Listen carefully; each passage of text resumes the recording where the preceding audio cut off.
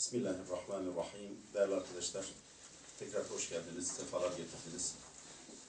Batı İlleri İl Başkanlığı toplantımızın hayırlara vesile olmasını Cenab-ı Allah'tan niyaz ediyoruz. Allah-u Teala bu çalışmamızı hayırlı ve bereketli kılsın inşallah.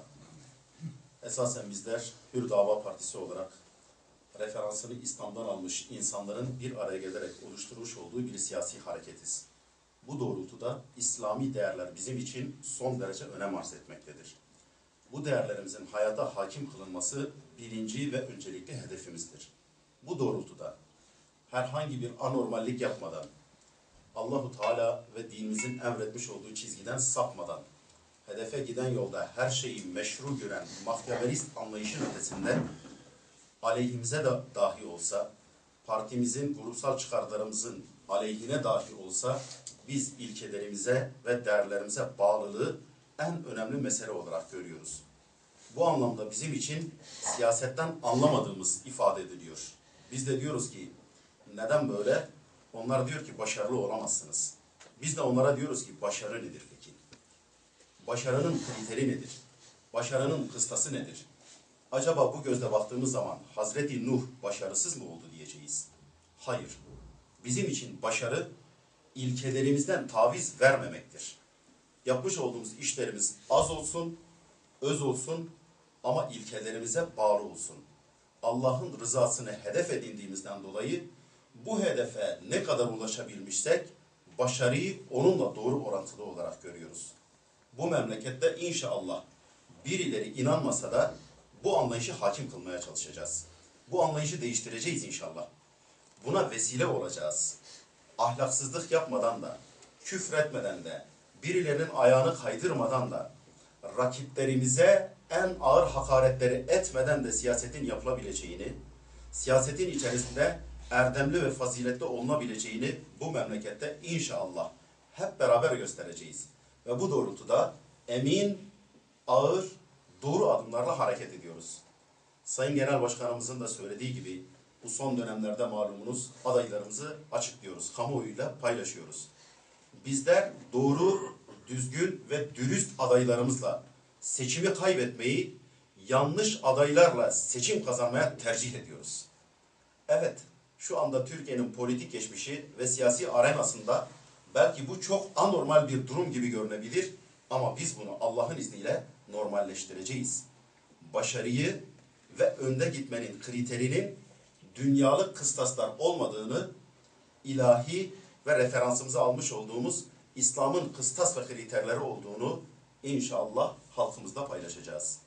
Bunu da bozulan insan fıtratının tekrar özüne dönüşmesi, İslam fıtratı üzerine gelmesi gibi amacımız ve idealimiz doğrultusunda gerçekleştireceğiz. Allah-u Teala yar ve yardımcımız olsun.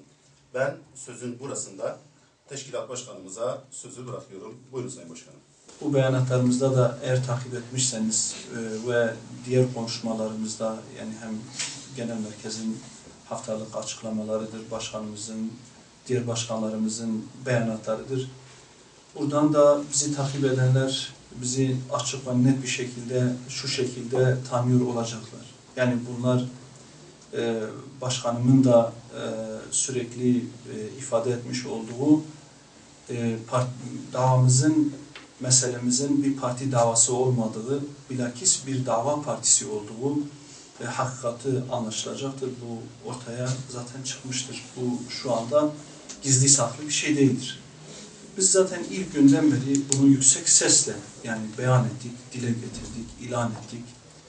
Doğrusu bizim ilk açıklamalarımızdan tut şimdiye kadar birileri hep bize şunu diyorlar. Diyorlar ki işte bu gidişle herhalde siz birkaç parti açarsınız. Yani bir parti değil yani siz birlikte duramazsınız. Habire sizi kapatırlar yeni partiler açarsınız.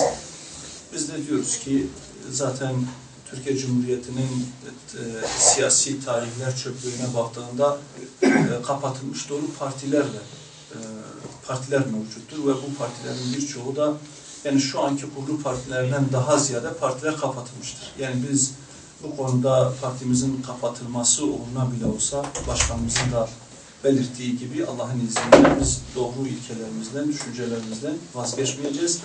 Çünkü Üstad Bediüzzaman'ın beyan buyurduğu gibi biz değil Allah muhafaza dini siyasete alet etmek, bilakis siyaseti dine hizmet etmek üzere kurulmuşuz. Biz bunu açık ve net bir şekilde dile getiriyoruz, bunu saklamıyoruz. Bunlar bizim asli prensiplerimizdir, hesaplarımızdır. Şu anda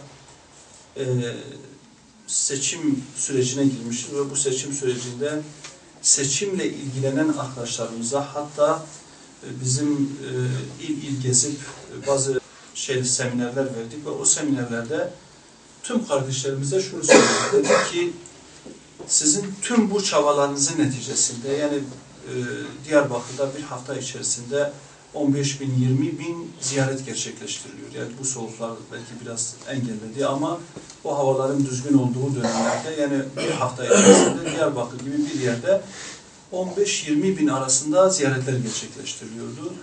Bu arkadaşlara şunu diyorduk, yani hepsine de şunu söyledik. Dedi ki, yani siz şu anda çok önemli, çok mühim bir iş yapıyorsunuz ve insanların kapılarını çalıyorsunuz, insanlarla yüz yüze geliyorsunuz, tanışıyorsunuz, ilk karşılaşmanızdır.